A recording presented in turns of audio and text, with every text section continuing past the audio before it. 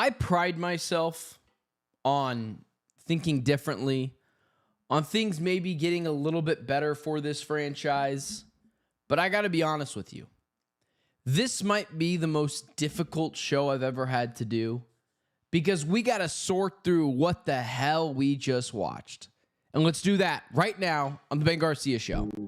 The Ben Garcia Show. Yeah. Woo. Best show in the land. Yup. Listen. Come and get your information from Ben Garcia. Get the latest on your quarterback, running backs, and receivers. Tune in, so any other show you don't need them. Any news that he giving out, please just believe him. Giving out the latest prediction and top-notch analysis. Wanna hear the truth, better have thick skin like calluses. The latest move that your team just made can be damaging. The dudes ain't speaking no facts, they just be rambling. Lights, camera, action, turn on the show, go get the cameraman. Yeah. Lights, camera, action, turn on the show, go get the cameraman. The Ben Garcia Show. What is up? Welcome into yet another edition of the Ben Garcia Show. Appreciate you guys tuning into the show. Appreciate you guys being here on this loser Monday for the Arizona Cardinals. We got some other things to get into as well, not just Arizona Cardinals, but other things related. But I just want you guys to know at the end of the show, I will answer all of your questions. My guy Brian has already got one in the chat that I will probably answer while the show is going on. But if you have other questions, put them in the chat at the end of the show for the last like 5, 6, 7 minutes.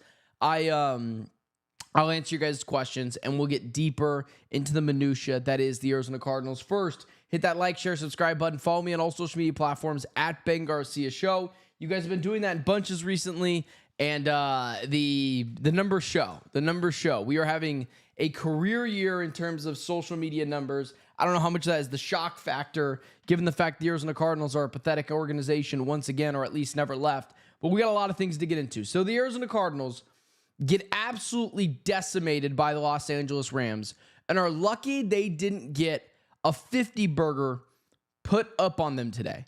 Or I'm sorry, they're lucky they didn't get a 50 burger put up on them yesterday. Because in all honesty, that's what we thought was coming. We thought there was a 50 burger coming for this Arizona Cardinals team. The Los Angeles Rams, in every facet of this game, dominated them to the point of attack. The most embarrassing, and I say embarrassing, but it's actually funny. As I've said this on TikTok, I've said this on the Locked On Cardinals Squad show, I've said a few different things, but every time you say, like, you aren't allowed to say, this is the most embarrassing, this is the most excruciating Arizona Cardinals loss this season or of my viewing experience. Because if you say that, this is the most embarrassing loss, this is the most pathetic loss, they take that as a personal challenge to make the next loss even more embarrassing, even more pathetic. And credit to the Arizona Cardinals, if there's one thing that they are good at, it's making you realize, nope, it can always get worse. And yesterday's game was just another example of that. It's so funny. Last week at this time, people were telling me that I was being soft Arizona sports media, and it's just hilarious. Because it's like, me, of all people, me. And I got to be honest with you guys. The reason why I don't come on this show and smack desks and throw things and get frustrated, because, well, one, I'm a fan of the Arizona Cardinals in the loosest sense, meaning I grew up watching this team. I was a fanatic of this team. I loved this team for a very long time. But no one is going to take me seriously if I put on the Arizona Cardinals hat, the jersey, and do a show and act like I'm going to be critical of them while still wearing their memorabilia. No, that's not my lane. Some people want to run that fan route. That's okay. There's nothing wrong with that. I have a hard time taking those people seriously when they're being critical of the team. When they're not being critical of the team, I get it. But there's a reason why I don't do a show like that. I don't put the hat on. I don't put the jersey on. I don't do that. I want to be more critical. Not if I'm seen as more negative than positive, I'm doing my job. Because I don't want the Arizona Cardinals or anyone to watch this show, Phoenix Suns, Arizona Diamondbacks, and believe me, I know some of you might not believe this. Some of them do watch this show. I've gotten emails before. I don't want them to think, oh, Ben's on. Let's be positive. No, I want them to be a little worried that I might call him out. That's my job. That's my role. And so when you talk about this team yesterday, it was pathetic. Another pathetic loss.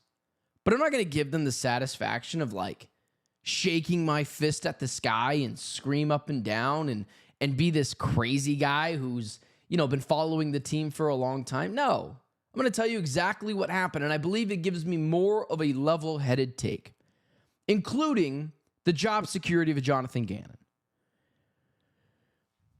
You're going to see a lot of tweets, a lot of social media videos, a lot of, this one might get clipped, a lot of YouTube videos saying that Jonathan Gannon is the problem.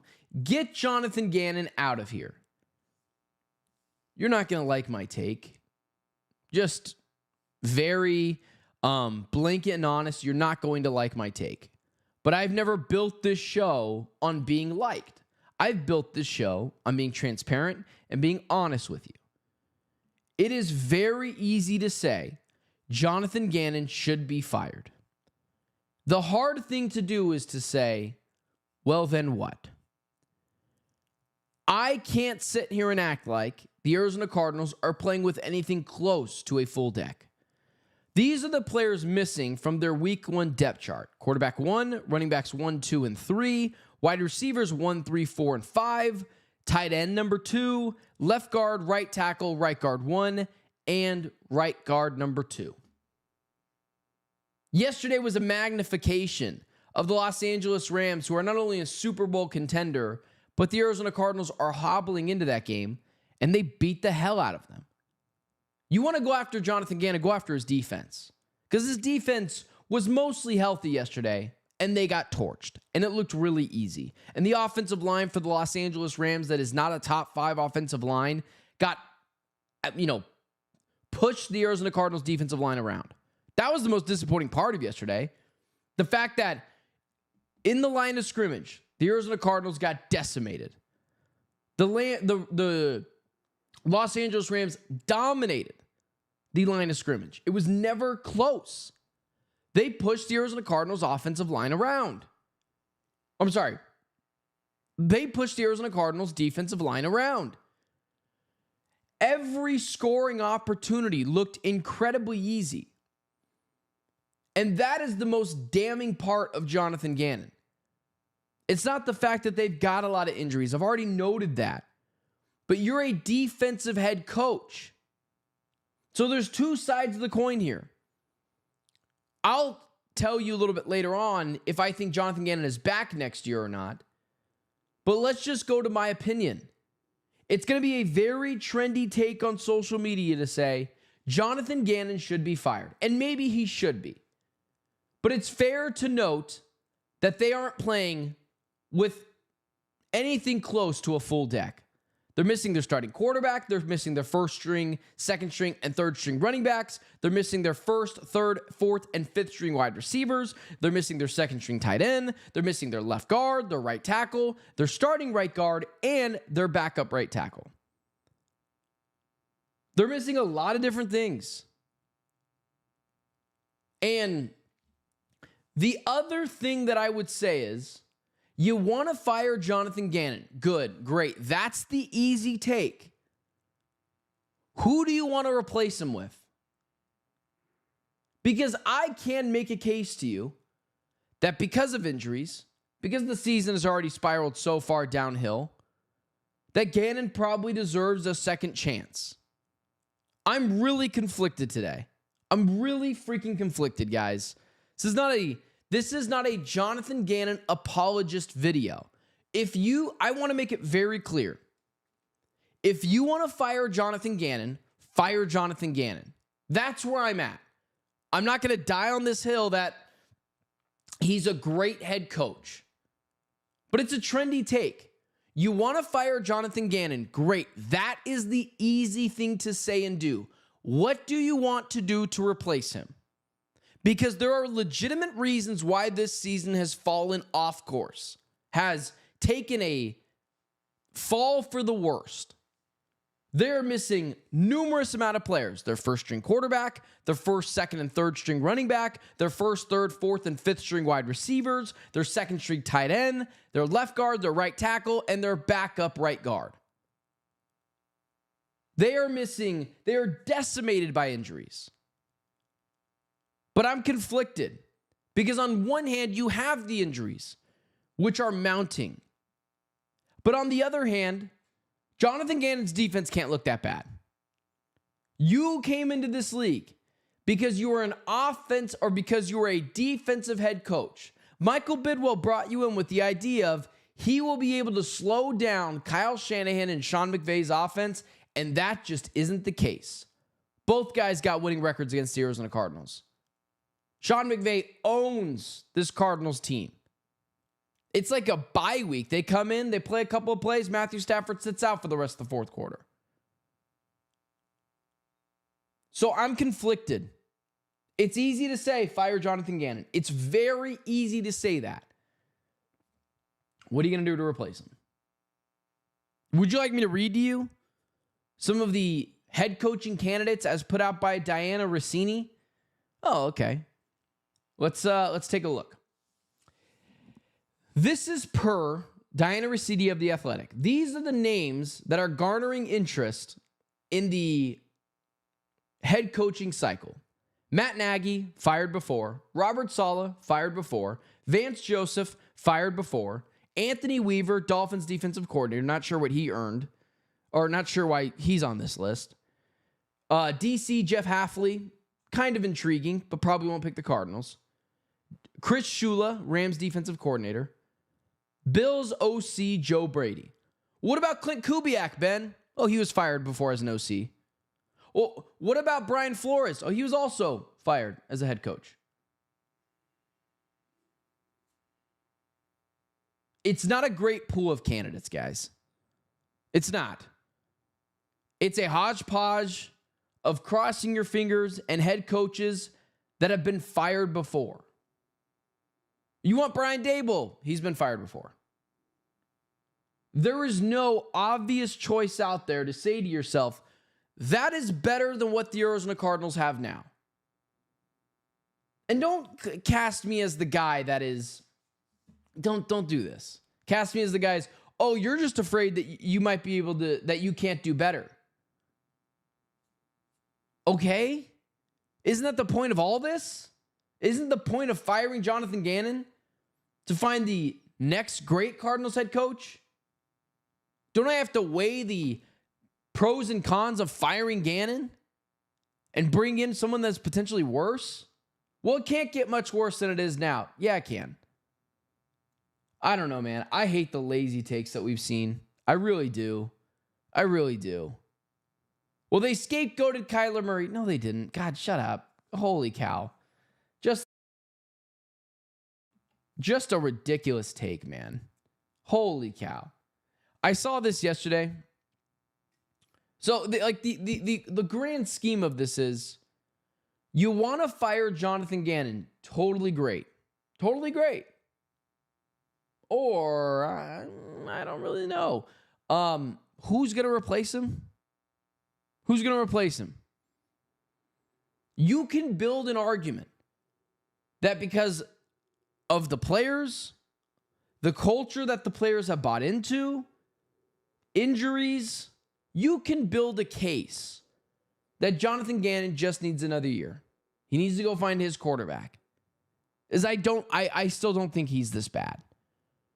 But again, I'm conflicted. I don't know. Like when you guys are like, would you fire JG? I don't know. Any other coaching cycle, I probably would, which might be your answer. But what's better out there? What is better out there? Like, I don't want to go the defensive coordinator route again as a head coach if they fire JG. But then it's like, okay, so you're going to hire Brian Daboll? He was just fired. You're going to hire Joe Brady? I mean, if he doesn't take another job before this. I mean, just speak the facts, guys. Do we really think the Arizona Cardinals are the first team on everyone's list? I don't know what you would do. So you want to fire Gannon. Great, fun, trendy take. Great. Awesome. Beautiful. No yelling on the bus. No yelling on the bus. Name that movie. I don't know. I'm the guy on here that comes with strong takes and strong opinions, which is so interesting because I'm thinking out loud as I'm doing this show too right now. Like I have a take and then I'm like, I don't know. I don't know what you do. Fire Jonathan Gannon. Like this is not a defending Jonathan Gannon video. Fire him. I don't care. I don't care. I just don't know what you're going to do to replace him. Here's the other thing. Do I think Jonathan Gannon is back next year? Yes, I do. I do think he's back. And I can make a good case and a bad case for that too. Here's the good case. I've already read you all the injuries. I'm not going to do it again. The defense hasn't been healthy all year long. They have Jacoby Brissett starting at quarterback, who is a really good backup and honestly a serviceable starter, but not a real deal NFL playoff quarterback. And so you let him go get his guy.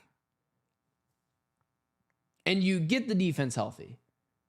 And, the wide receivers, finally get healthy. Like I can build that case. I can. Or you fire him because he got blown out again in the NFC West. But these black and white takes are really frustrating because it's not all, no one adds any substance to it. Oh, they were blown out again. Well, yeah, they're running Jacoby Brissett, Bam Knight, and Trent Sherfield out there. This isn't 2013. Trent Sherfield's on the Cardinals again and playing games.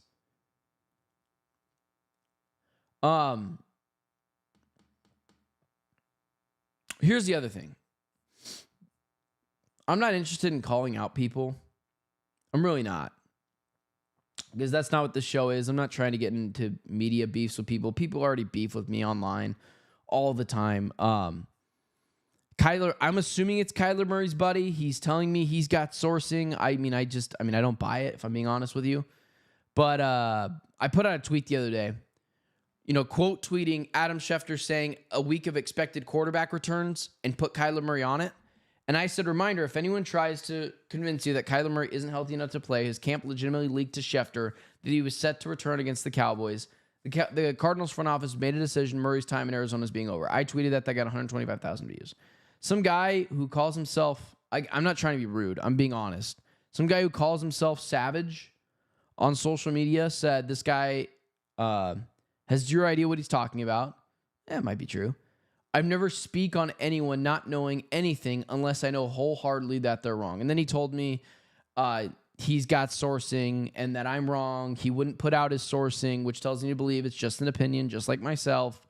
Kyler Murray's, I'm assuming it's Kyler Murray's guy, right? Like if he's got the sourcing, if he's buddies with Kyler, I'm assuming it's Kyler Murray's guy, or at least that's what he's saying.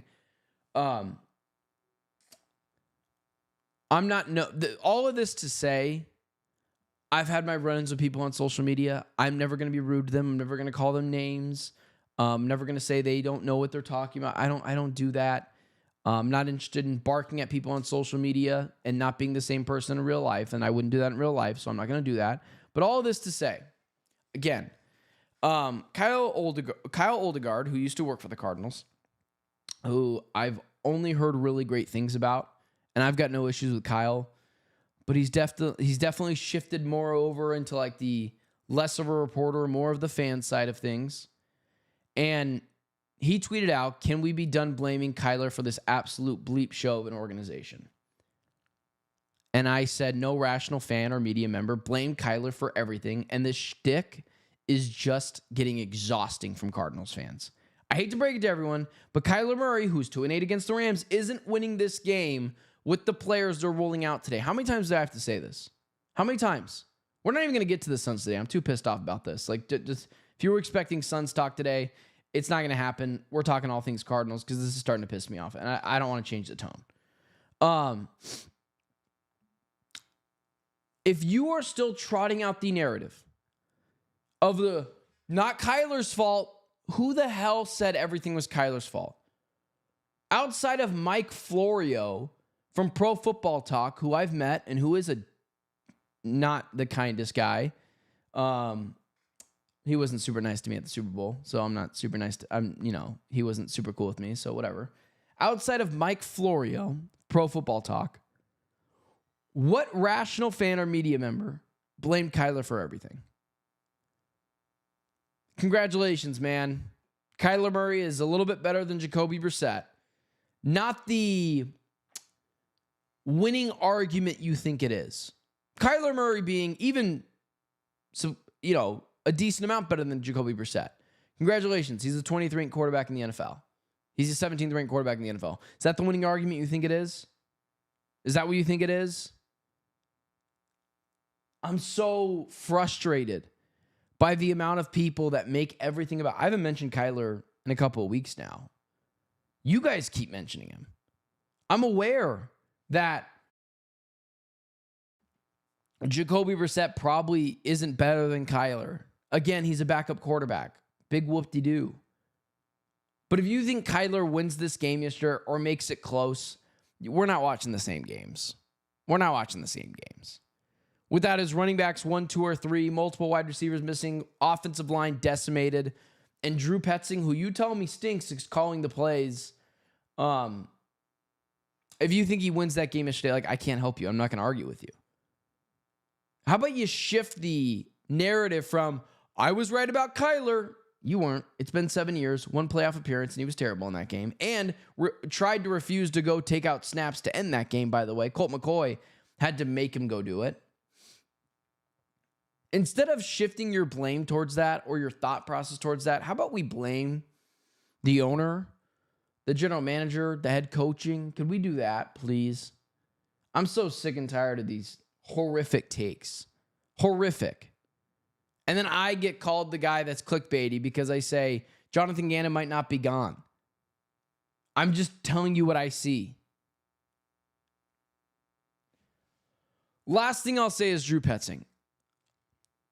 First thing I'll say about Drew Petzing is this. Fire, F-I-R-I-E, Drew Petzing, or don't. I don't care. This is not a Drew Petzing apologist video. This is not, gotta be kinder to Drew. I don't care. I'm reading you the facts. You decide what you want to do with them. If Drew Petzing is back next year, because I think Jonathan Gannon's going to be back next year, cool. I don't care. I think you can do worse than Drew Petzing. I think you can do better than Drew Petzing. Stop listening to every other show, getting the surface level take and feeding it to you and saying, look, analysis. This is where I think I come in. Drew Petzing, is he a great OC? Hell no. Is he a terrible OC? No, I don't think so either. I really don't. And look, the Cardinals have no semblance of an offensive line. Paris Johnson Jr. went out yesterday. It was even worse. The Cardinals running back room is down to Bam Knight and Michael Carter, who I've been telling you for years isn't very good. Their wide receiver 1 right now is a 4th round wide receiver. Zay Jones is gone. Marvin Harrison Jr. is gone. Elijah Higgins is gone. What are we doing? What are we doing? Can we watch the game with some substance and say, he's not out there playing with a quarter of a deck. He's out there playing with an 1/8 of his players. You think it's his game plan for Jacoby Brissett to throw the ball 45, 40 times a game? No. But Bam Knight and Michael Carter suck. So fire Drew. I don't care. That's not the take of this.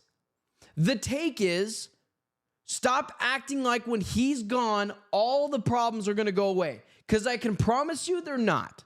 The Cardinals' offensive play calling will get moderately better or moderately worse. It's the Kyler Murray discussion. It's going to get worse. It's going to get better. One of the two. Sean McVay with this offense ain't winning a Super Bowl. Probably still make the playoffs because Sean freaking McVay. Kyle Shanahan with this offense ain't winning a playoff game. When we've seen that before. Remember when Nick Mullins was the quarterback and they had George Kittle and nothing else? They lost a lot of games. Check Kyle Shanahan's record without Brock Purdy. I know I clown on Brock Purdy, but he's an average quarterback. Like, it's so exhausting, man. It's so exhausting. I'm so exhausted. And the amount of bad analysis that's going on is so stupid. It's so stupid. Well, blame the OC. Blame him. I don't care. I actually kind of hope Drew Petzing gets fired, not because I'm doing the Kyler Murray thing and watch him succeed somewhere else. No, he's going to do the same thing somewhere else. But I want people to realize that it wasn't all on him. I want people to realize it's not all on Petzing. It's not. He's not very good, and he's not very great. He's somewhere in the middle. Ah, man, dude, I'm exhausted from this team. I'm so exhausted from this team. Can I be personal with you guys for a second? I'm so tired. I work all the time. I worked 65 hours last week between Locked On Suns, between this show, and between my job, my normal day job. This was supposed to be the year my stuff was really supposed to explode. And to be fair, Locked On Suns is doing amazing. My social media is doing amazing. But like the only thing that has hurt my career most is not, my takes. It's not. It's the fact that these teams suck. And you guys think I want to rally around Drew Petzing or Jonathan Gannon? No, it's what I'm forced to do. Like, no one wants to root for these teams. And I don't blame them. Yesterday, people were posting I like Mr. AZ sports fan guy. He definitely rides the fan lane hard. Good for him. Whatever. Good job. He's a nice guy. Very nice guy. Very cool with me. I got no issues with him. Sometimes he DMs me. Good dude. Very good dude. But he put out like the picture of the Cardinals arena stadium, and there's like an eighth of it filled. And I'm like, good. Freaking good. As like, I know it sucks for me because it hurts my wallet. It hurts my credibility. It hurts my viewership because the team stinks and no one wants to pay attention to Cardinals analysis because the team stinks. However, who cares? I'm not going to blame fans. I've seen shows blame fans. Don't sell your tickets. Sell them. Sell them. Don't let the Cardinals don't con the Cardinals into thinking this is okay. They want to turn every game into an away game. Let them. Did you see the game yesterday? There's not even that many Rams fans in LA. Rams games don't look like that. Don't blame fans. Sell your tickets. Sell them. I'm imploring you to sell them. Make every game an away game. Don't give your money to these people. Oh, a bootlicking from Ben Garcia here, defending the Cardinals. No, on the contrary. Don't show up and don't root for them. Show them this isn't okay. There's no issues with that at all from me. Also, continuously saying, guys, you got any questions, throw them in the chat. I will get to those in just a couple of minutes. But like, you think I'm like gassed up to watch Jonathan Gannon coach? I'm not. You know what I'm thinking of? Golly, do I have to go through another year of this BS? Hurts my wallet, hurts my credibility, hurts my viewership because people don't want to tune in when this team is terrible. And you think I want to defend that? Oh my God, you couldn't be more wrong. Here's the lone bright spot of the day. And I'm not going to really phrase it as a bright spot because who cares? Michael Wilson's really good. Michael Wilson is the true number one wide receiver for this team right now. Michael Wilson has seized his opportunities better every time, or has seized his opportunities every single time better than that of Marvin Harrison Jr. Here's a statistic for you. Since Marvin Harrison Jr.'s last 100-yard game in Week 8 last year against the Miami Dolphins, Michael Wilson has had 300-yard games. 3 of them coming in the last 4 weeks. Don't tell me this offense is the reason why Marvin Harrison Jr. can't produce a 100-yard game or can't be more effective. It is so clearly a Marvin Harrison Jr. issue.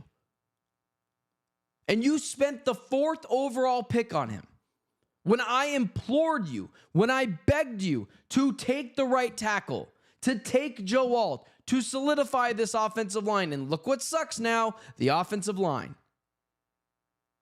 But you saw the bright, shiny new toy, and you took Marvin Harrison Jr., who has been very disappointing to this point of his Cardinals tenure. He can't stay healthy, hasn't had a 1,000-yard season yet. And everyone told me last year, oh my God, it pissed me off. Oh, you're just a rage bait guy. You're just a big opinions guy. No, I was right. When people tried to tell me, well, 900 yards, 8 touchdowns, that's not bad. I was like, you took him 4th overall. What world are we living on? What world are we living on that is acceptable? When you take a guy 4th overall, he has to produce better than how he's been producing. He has to be in the likes of the top 10 to 12 receivers in the NFL to make that pick worth it. And he has not done that. And I got his dad coming out on social media blasting the offense. Maybe Marvin Harrison Jr. should just play better. Ever think of that, guys? Have we ever thought of that? Michael Wilson, in 3 of the last 4 weeks, 100-plus yard games. He's aggressive. He attacks the ball. I think he runs a better route than Marvin Harrison Jr. There's no argument to this point that Marvin Harrison Jr. should be the number 1 wide receiver over Michael Wilson right now. And poor Michael Wilson's just been waiting for his opportunity, just been rotting on the bench. While I hear people tell me, well, Drew Petzing's the problem. That's why they can't find Marvin Harrison Jr. Oh my God, are you done with that stupid take now? Again, Drew Petzing's not great. He's not terrible. He can clearly get the ball to his number 1 wide receiver. Exhibit A, B, and C of 3 of the last 4 weeks of Michael Wilson. And you expect me to feel bad for Marv? You expect me to give his dad the time of day when he's mentioning how bad this offense is? Wake the F up, guys. Stop coddling these players. Don't coddle the head coaching. Don't coddle this team. What did I just say 10 minutes ago? Sell your season tickets. Sell them. Don't let this team, don't give them the support they think they deserve. It's frustrating, man, to hear. Well, poor Marv. Oh, poor Marv. He just wants it so bad.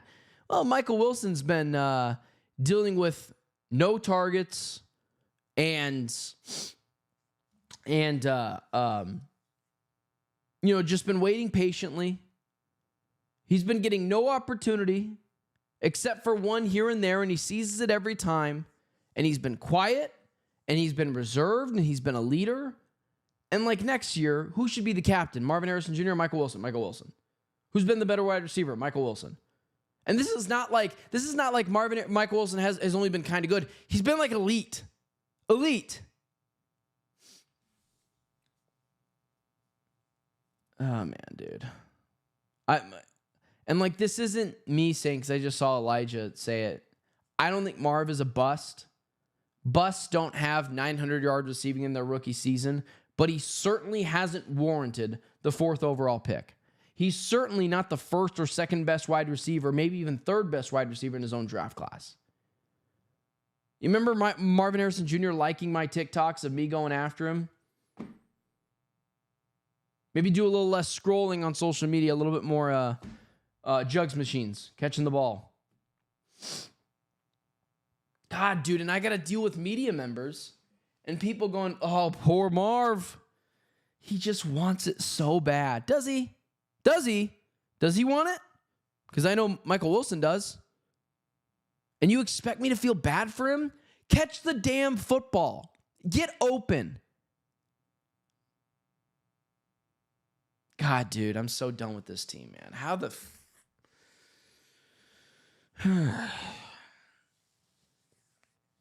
This team's stupid. This team's dumb. It's just frustrating, man. And I think it's like a combination of like, this team is stupid and I'm so tired all the time because I work all the time. Anyways, guys. That's it for me for now. I'm going to take some questions in the chat. I know I was going to get to some Sun stuff. That's obviously not going to happen because it doesn't feel right. I want the Cardinal stuff to marinate. Again, given the clearly, this is from Brian. Good dude, love Brian. Also, given, do you think Gannon is still safe? For the reasons I mentioned before, I don't know how you're going to do it better. I think Michael Bidwell's cheap, and I do think he's back next year as I roll my eyes. Also, given that we're clearly way more than a quarterback away from being competitive, does it still make sense to trade up to a quarter? Yes. It makes sense to trade up for a quarterback if you believe in your heart of hearts and you did your homework that he is a franchise changer. But I don't think anyone's getting 3 first-round picks for a quarterback in this draft. I just don't think they're good enough. After the Cardinals marched down for a touchdown on their opening drive, were you fooled like I was? I wasn't fooled that they were going to move the ball better. I was like, oh my God, are they going to beat the Rams? Because this is the most Cardinals thing to do, win a meaningless game for no reason and ruin their draft pick. Also fun statistic or point to make out for you guys. The Cardinals lost yesterday, didn't move up 1 iota in the upside down rankings for a better draft pick. They're still at 7. So I don't know if I was fooled. I was more like, oh God, they were going to win this meaningless game, are they? But I think that was more like just low sports self-esteem. Michael, I say send them to Utah.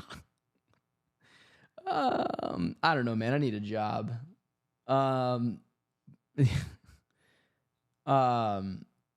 Van Heath, my Cardinals fandom lost a lot of juice when Larry Legend left the game. Yeah, can't blame you, man. No more excuses after 3 years, Ben. Other teams get it done. True. Again, Michael, you want to fire JG? Fire him. I don't care. Every year we're missing a lot of... Okay. I think that's it. I think that's it from Cardinals. Oh, wait.